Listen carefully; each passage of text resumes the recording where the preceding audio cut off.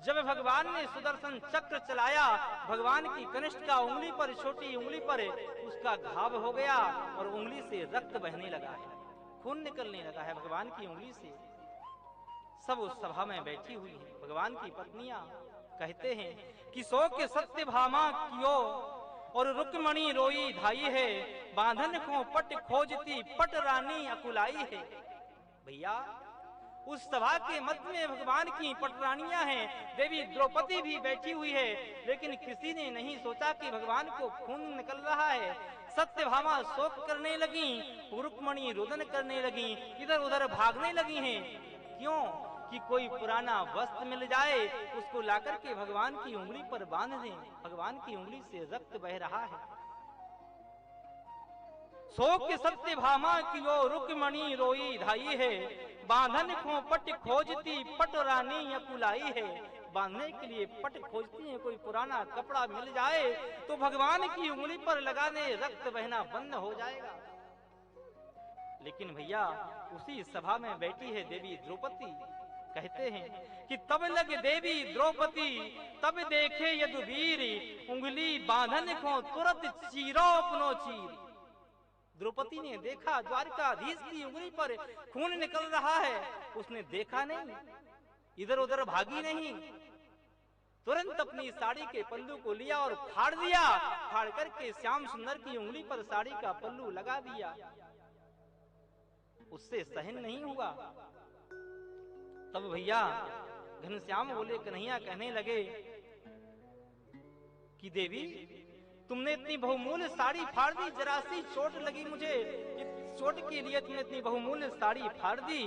तो भैया कि द्रौपदी कहने लगी, प्यारे घनश्याम यदि काम में आवे आपके, तो काट दूं अपनी नसों को। अगर घनश्याम आपके काम आए ना ये शरीर, तो मैं शरीर की नसों को भी काट दूंगा।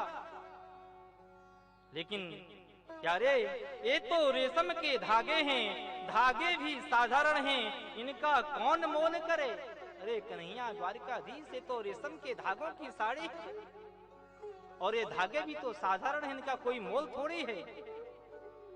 कन्हैया, ना दुल्हन के जोड़े हैं, ना दुल्हन के बागे हैं, और मैंने नहीं फाड़ा चीर, पीर देख अधीर हो, धागे ही स्वयं नाथ चीर छोड़ भागे। हे श्याम सुंदर, मैंने चीर को नहीं फाड़ा, कौन कहता है मैंने चीर को, साड़ी को फाड़ा है? नहीं प्यारे, हमने साड़ी को नहीं फाड़ा है। आपके अंदर जो पीड़ा हुई, आपके उंगली से जो रक्त निकला, उसको देख करके ये जो साड़ी के धागे हैं ना, ये स्वयं आगे भागे हैं कन्हैया। और मैं तो यह कहती हूँ कि वो धागे हैं अभागे, वो धागे हैं अभागे, जो बड़े नहीं आगे, भाग उन्हीं के जागे हैं जो उंगली पर लागे हैं। प्यारे घनश्याम, भाग उन्हीं के जागे हैं जो तुम्हारी उंगली पर लागे हैं। भैया द्वारकाधीश ने कहा, देवी द्रौपदी चिंता मत करो, मैं तुम्हारे इस कर्ज का बदला अवश्य चुकाऊंगा। तुम्हारा कर्ज मेरे ऊपर हो गया है, जब समय आएगा तो मैं अवश्य इसका ऋण चुकाऊंगा, मैं तुम्हारा ऋणी हूं। आज भैया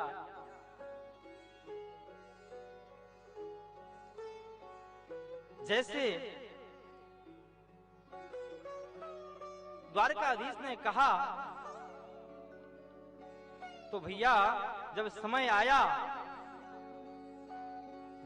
आया कि दुष्ट दुशासन देवी द्रौपदी को भरी सभा में खींच करके लाया, निर्वस्त्र करना चाहता था, तो जिसके 5-5 पति सभा में बैठे हुए हैं, द्रोणाचार्य, कृपाचार्य, भीष्म पितामह जैसे महारथी उस सभा के मध्य में बैठे हैं, लेकिन किसी ने कुछ नहीं कहा, अपना सिर झुका लिया। जब देवी द्रौपदी ने सबके लिए पुकारा, कोई काम नहीं आया, तो साड़ी को फिर सोचा कि मैं क्षत्राणी हूँ, मैं भी अपनी रक्षा स्वयं करना जानती हूँ, अपनी साड़ी को जोर से पकड़ लिया।